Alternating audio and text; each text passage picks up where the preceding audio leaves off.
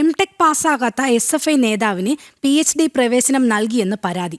സാങ്കേതിക സർവകലാശാല സിൻഡിക്കേറ്റ് അംഗവും SFI നേതാവുമായിരുന്ന ആഷിഖ് ഇബ്രാഹിം കുട്ടിക്കാണ് എംടെക് പരീക്ഷ പാസ്സാകാതെ ചട്ടവിരുദ്ധമായി പ്രവേശന പരീക്ഷ എഴുതിച്ച് PhDക്ക് പ്രവേശനം നൽകിയത്. എംടെക് പ്രൊഡക്ഷൻ എഞ്ചിനീയറിംഗ് 1ാം സെമസ്റ്റർ പരീക്ഷ പാസ്സാകാതെയാണ് SFI നേതാവിന് Thrissur government engineering college principal PhDക്ക് പ്രവേശനം നൽകിയത്.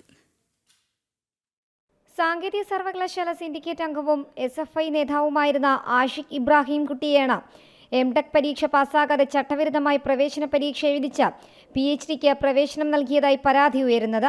എംടെക് പ്രൊഡക്ഷൻ എഞ്ചിനീയറിംഗ് 1ാം സെമസ്റ്റർ പരീക്ഷ പാസ്സാകാതെയാണ് ആഷിഖ് ഇബ്രാഹിം കുട്ടിക്ക് PhDക്ക് പ്രവേശനം നൽകിയതെന്നാണ് ആക്ഷേപം. തൃശൂർ ഗവൺമെന്റ് എഞ്ചിനീയറിംഗ് കോളേജ് പ്രിൻസിപ്പളാണ് നേതാവിന് PhDക്ക് പ്രവേശനം നൽകിയതെന്നാണ് ആക്ഷേപം ശക്തമാകുന്നത്.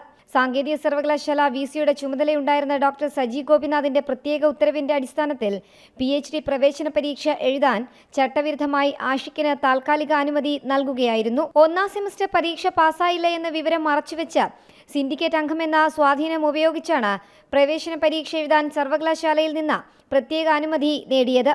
അവസാന സെമസ്റ്ററിന്റെ പരീക്ഷാഫലം ജൂലൈ 2024 പ്രസിദ്ധീകരിച്ചിരുന്നു. 2024 ഓഗസ്റ്റിലാണ് പ്രവേശന പരീക്ഷ നടന്നത്.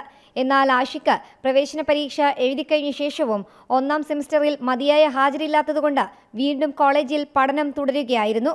1ാം സെമസ്റ്റർ പാസ്സാകാതെ ക്രമവിരുദ്ധമായി PhDക്ക് പ്രവേശനം നേടിയ ശേഷം സർവകലാശാല ഡോക്ടറൽ കമ്മിറ്റി കൂടുന്നതിന് മുൻപ് മുഴുവൻ മാർക്ക് ലിസ്റ്റുകളും പരിശോധിച്ചപ്പോഴാണ് പ്രവേശന പരീക്ഷ എഴുതുമ്പോഴും പ്രവേശന സമയത്തും എംടെക് പാസ്സായിട്ടില്ലെന്നും പ്രവേശന പരീക്ഷയ്ക്ക് അനുമതി നൽകിയത് തന്നെ ചട്ടവിരുദ്ധമാണെന്നും കണ്ടെത്തിയിട്ടുള്ളത്.